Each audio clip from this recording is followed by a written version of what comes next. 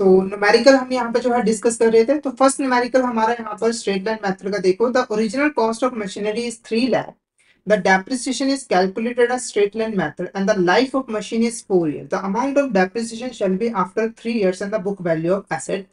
तो 3 सालों के बाद टोटल डेप्रिसिएशन कितनी चार्ज की गई है और बुक वैल्यू ऑफ एसेट कितनी है, वो हमें जो है वो कैलकुलेट करनी है।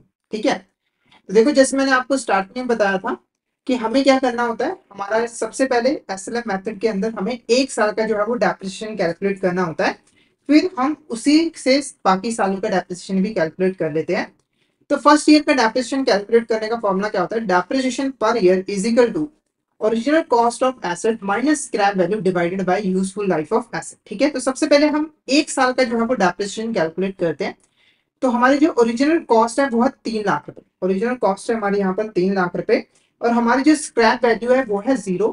उसे अब हमें डिवाइड करना है, हमारी जो लाइफ ऑफ मशीन है वो कितनी है हमारी यहाँ पर 4 years। ठीक है, तो अगर हम इसको सॉल्व करें तो 3 लाख डिवाइडेड बाय 4, ये हमारा कितना आ जाएगा यहाँ पर 75,000। कितना आ जाएगा यहाँ पर 75,000। तो 1 साल का जो डेप्रिसिएशन है वो कितना है हमारे यहाँ पर 75,000 है। ठीक है, अब हमें कैलकुलेट करना है कि 3 सालों के बाद टोटल डेप्रिसिएशन कितना हुआ है। तो आप सिंपली 1 साल के डेप्रिसिएशन को 3 के साथ मल्टीप्लाई कर दो, क्योंकि हर साल जो डेप्रिसिएशन है वो सेम ही रहने वाली है। तो 75,000 को आपको 3 के साथ मल्टीप्लाई करना है, तो ये आ जाएगा 2,25,000 यानी कि आपको 3 साल तक आपने कितनी डेप्रिसिएशन चार्ज कर चुके हैं, 2,25,000 की। तो एक चीज हमने कैलकुलेट कर ली, अब हमें कैलकुलेट करना है book value of asset. Book value of asset क्या होता है, तो नॉर्मली आप देखो अपनी एसेट को जिस वैल्यू पर बुक्स ऑफ अकाउंट के अंदर रिकॉर्ड करते हो वो हमारी यहाँ पर बुक वैल्यू ऑफ एसेट होती है। जैसे आपने जब एसेट को परचेज किया था तो आपकी एसेट की वैल्यू 3 लाख रुपए थी, तो आपने वहां पर 3 लाख रुपए के साथ 3 लाख पर जो है उसे बुक्स ऑफ अकाउंट के अंदर जो है रिकॉर्ड कर दिया। तो उस समय हमारी एसेट की वैल्यू 3 लाख रुपए थी, ठीक है, जिसके अंदर उसको रिकॉर्ड किया गया था। उसके बाद देखो 3 सालों के बाद 2,25,000 रुपए के डेप्रिसिएशन जो है वो चार्ज किया जा चुका है, यानी कि 2,25,000 रुपए से एसटी की वैल्यू डिक्रीज हो चुकी है। ठीक है, तो अगर आपको बुक वैल्यू कैलकुलेट करनी है तो आपकी जो ओरिजिनल कॉस्ट है उसमें से जो टोटल डेप्रिसिएशन है वो आपको जो है वो माइनस कर देनी है। तो आपकी जो टोटल कॉस्ट है वो है 3 लाख रुपए की, इसमें से 2,25,000 रुपए को आप माइनस कर दीजिए, तो आपका जो आंसर आ जाएगा वो आ जाएगा यहाँ पर, ये आ जाएगा आपका 75,000। कितना आ जाएगा 75,000। तो हमारा जो करेक्ट आंसर रहेगा वो रहेगा ऑप्शन बी, यानी कि आपका जो डेप्रिसिएशन आया है वो आया है 2,25,000 रुपए, और जो आपकी बुक वैल्यू आई है वो 75,000 जो है वो आई है। इस तरीके से आप एसएलएम मेथड का यूज करके डेप्रिसिएशन जो है वो चार्ज कर सकते हैं। नेक्स्ट क्वेश्चन की बात करें, जब original cost of machinery is 3.5 lakh rupees, depreciation is calculated straight line method and the scrap value is 50,000। यहाँ पर 50,000 कर लीजिए, 50,000। ठीक है, और the life of machine is 4 years, the amount of depreciation shall be after 3 years and the book value of asset. ठीक है, तो यहाँ पर देखो क्वेश्चन सेम है, बस हमें ना स्क्रैप वैल्यू जो है वो गिवन है, जो कि 50,000 हमें यहाँ पर गिवन। ठीक है, इससे हमें कैलकुलेट करना है कि 3 सालों तक टोटल डेप्रिसिएशन कितनी चार्ज की गई है और हमारी एसेट की बुक वैल्यू जो है वो कितनी है। ठीक है, तो देखो सबसे पहले आपको 1 साल का डेप्रिसिएशन कैलकुलेट करना है।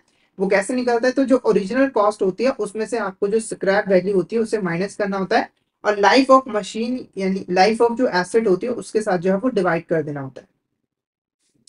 ठीक है, तो ओरिजिनल कॉस्ट आपकी कितनी है, 3,50,000 रुपए की है।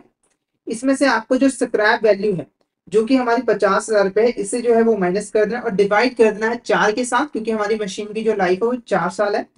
तो ये आपका आ जाएगा यहाँ पर 3 लाख डिवाइडेड बाई 4 years। ठीक है, तो जब आप इसको डिवाइड करोगे तो 3 लाख डिवाइडेड बाय 4, तो आपका जो 1 साल का डेप्रिसिएशन आएगा वो 75,000 आएगा।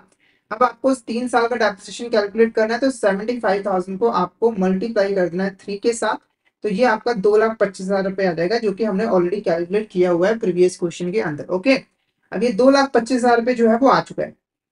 अब हमें बुक वैल्यू कैलकुलेट करनी है, वो कैसे निकलेगा, तो आपकी जो ओरिजिनल कॉस्ट है उसमें से आपको माइनस करना है आपका जो भी टोटल यहाँ पर डेप्रिसिएशन है। तो ओरिजिनल कॉस्ट तो आपकी 3,50,000 रुपए की है, इसमें से आपको 2,25,000 रुपए को माइनस कर देना है। तो जब आप यहाँ पर 3,50,000 में से 2,25,000 रुपए को माइनस करोगे तो ये आपका आ जाएगा 1,25,000 रुपए, यानी कि आपकी जो टोटल डेप्रिसिएशन है वो हमारी कितनी है, 2,25,000 रुपए, और जो बुक वैल्यू है वो है 1,25,000 रुपए। ठीक है, नेक्स्ट बात करते हैं, the machinery worth 50,000 it's effective life is 5 years, what is the rate of depreciation. तो हमें यहाँ पर ना रेट ऑफ डेप्रिसिएशन जो है वो कैलकुलेट करना है। तो ये कैसे कैलकुलेट किया जाता है, तो दो तरीके मैं आपको बताऊंगा। एक तरीका है कि आप सबसे पहले क्या करो, डेप्रिसिएशन जो 1 साल की है उसे कैलकुलेट कर लो। वो कैसे कैलकुलेट होगा, तो आपकी जो ओरिजिनल कॉस्ट है उसमें से स्क्रैप वैल्यू को माइनस कीजिए, डिवाइड कीजिए लाइफ ऑफ मशीन के साथ, ठीक है, जो हमारी लाइफ ऑफ एसेट है उसके साथ। ओके, तो हमारी जो ओरिजिनल कॉस्ट है वो है 50,000 रुपए, और डिवाइड करना है हमारा 5 के साथ जो कि लाइफ ऑफ मशीन है, क्योंकि स्क्रैप वैल्यू तो जीरो ही है। तो 1 साल का जो डेप्रिसिएशन होगा वो हमारा कितना हो जाएगा यहाँ पर, 10,000 रुपए होगा। कितना होगा हमारा यहाँ पर, 10,000 रुपए होगा। अब क्या करना है आपको, जो आपकी डेप्रिसिएशन 1 साल की उसे डिवाइड करना है आपकी एसेट की वैल्यू के साथ जो कि 50,000 रुपए, इंटू कर देना है 100। तो अगर आप इसको डिवाइड करो तो 10,000 डिवाइडेड बाई 50,000 इंटू 100, तो ये कितना आ जाएगा, 20%। यानी कि आपका जो डेप्रिसिएशन का रेट है वो कितना है, 20% है। यानी कि हर साल 20% से आपकी एसेट की जो वैल्यू है वो डिक्रीज होती, ठीक है।